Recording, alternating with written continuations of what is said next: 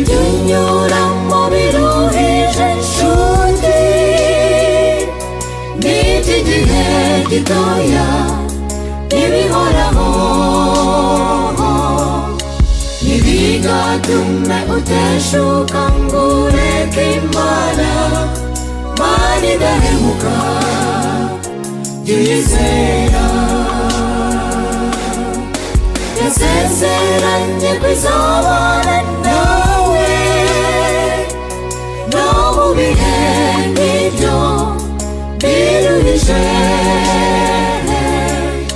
Nubwo isezerano ryayo risa nkaho ritinda, ntabwo rizahera, jya uyizera.